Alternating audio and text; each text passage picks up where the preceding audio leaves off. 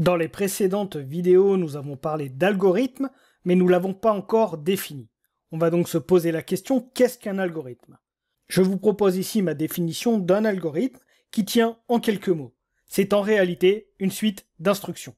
Avec cette définition, nous pouvons remarquer que nous utilisons déjà des algorithmes dans la vie de tous les jours, comme par exemple avec les recettes de cuisine, où vous avez chacune des étapes qui sont décrites, et qui permettent du coup d'arriver à un résultat, votre plat en l'occurrence. Nous utilisons également des algorithmes lorsque nous réalisons un meuble, par exemple avec une notice de montage. Effectivement, on suit une liste d'instructions qui nous dit comment placer chacune des pièces du puzzle pour arriver à avoir notre meuble. Un algorithme en informatique est exactement la même chose. C'est une liste d'instructions qui, mises bout à bout, permettent d'arriver à un résultat. Une fois retranscrit dans un langage de programmation, l'algorithme devient un programme informatique. Nous pouvons également nous poser la question pourquoi l'algorithmique est important. Comme nous l'avons déjà dit précédemment, l'algorithmique est la partie logique d'un programme et permet d'avoir un langage commun aux informaticiens. Ce langage, selon moi, peut d'ailleurs être compris par n'importe qui. Un algorithme peut être représenté de plusieurs manières que nous verrons dans les prochaines slides. Nous pouvons par exemple faire un algorithme informatique avec un schéma, par un texte, ou bien saisir une liste d'instructions.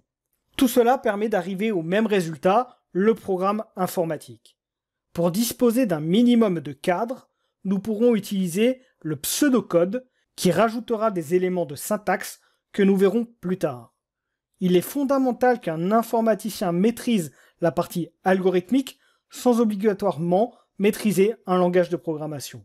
Mon objectif est d'arriver à vous faire prendre conscience que l'informatique ce n'est que de la logique, de la réflexion et du langage parlé. Si en suivant ce cours vous vous dites que c'est en fait simple, alors j'aurai réussi mon pari.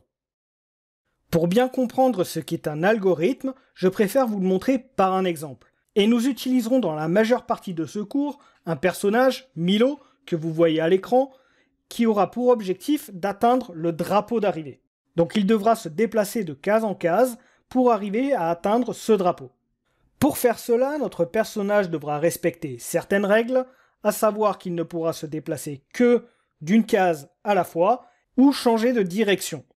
À chaque étape, Milo ne pourra réaliser qu'une seule action, c'est-à-dire se déplacer d'une case vers l'avant ou changer de direction en tournant à gauche ou à droite. Quand il se tourne, il change de sens que d'un cran d'un côté, à gauche ou à droite. Il ne peut pas faire un demi-tour par exemple. Ce que je vous propose, c'est de prendre quelques instants pour réfléchir à l'algorithme permettant d'arriver au drapeau d'arrivée. Ici, je ne vous ai donné aucun cadre et aucun élément de syntaxe. Essayez de le faire juste par la réflexion et en décrivant ce que doit faire Milo, donc c'est-à-dire une phrase ou deux permettant à Milo d'atteindre le drapeau d'arrivée en respectant les règles que je viens d'énoncer. J'espère que vous avez pris le temps de la réflexion, et ici, basiquement, si on doit réaliser cet algorithme, Milo doit avancer d'une case vers l'avant, se tourner vers la gauche, et ensuite avancer d'une case vers l'avant.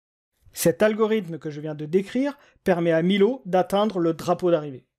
C'est donc notre premier algorithme que nous venons de faire, et c'est un algorithme textuel. Maintenant, on va voir qu'il existe plusieurs représentations possibles pour arriver au même résultat. Donc la première, c'est celle que je viens de faire, la représentation textuelle, où on a simplement fait une phrase pour indiquer ce que fait notre personnage. Donc Milo, il avance d'une case, il tourne sur sa gauche et avance d'une case. Le deuxième algorithme que j'ai proposé, ici à base de liste d'actions, permet également d'arriver au même résultat, c'est-à-dire que l'étape 1, Milo avance d'une case, étape 2, Milo tourne sur sa gauche, étape 3, Milo avance d'une case. Une troisième représentation avec des symboles, en utilisant des flèches. Ici, j'ai simplement mis des flèches directionnelles pour indiquer ce que devait faire Milo. La dernière représentation que je montre sur cette slide est une représentation graphique avec ici les différentes étapes visuelles qui sont montrées à l'écran. Tous ces algorithmes permettent d'arriver au résultat final qui est que Milo atteigne le drapeau d'arrivée. Si vous venez de comprendre cette partie-là, vous venez tout simplement de comprendre tout ce qui est la programmation informatique. Vous pourriez presque vous arrêter ici, puisque c'est en fait ça, un algorithme, ce sont des étapes, des instructions qui permettent d'arriver à un résultat. Si vous avez compris tout cela, vous avez compris ce qu'était l'algorithmique et comment faire des algorithmes.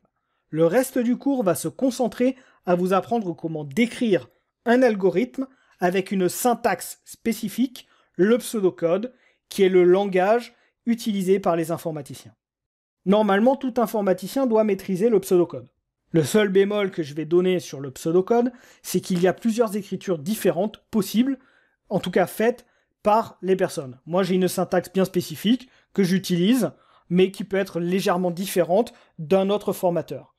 Ce n'est pas très grave, parce qu'en fait, encore une fois, ce qui est important ici à bien comprendre, c'est que c'est la logique qui prime avant tout. Si vous ne respectez pas à la lettre les éléments de syntaxe, ça va créer aucun bug, puisque dans tous les cas, on n'a pas de programme derrière. On a juste de la logique. Donc ici, on travaille sur l'aspect logique. Et l'objectif, c'est d'arriver à avoir l'état d'esprit de l'informaticien. Si je reviens sur l'exemple que nous venons de voir, et que nous essayons de le retranscrire en pseudocode, nous pouvons définir deux types d'instructions différentes. L'instruction avancée, qui permet à Milo d'avancer d'une case vers l'avant. L'instruction tourner à gauche, qui permet à Milo de tourner sur sa gauche. Et enfin, l'instruction avancée, à nouveau, qui est réutilisée pour permettre d'avancer à Milo un cran vers l'avant.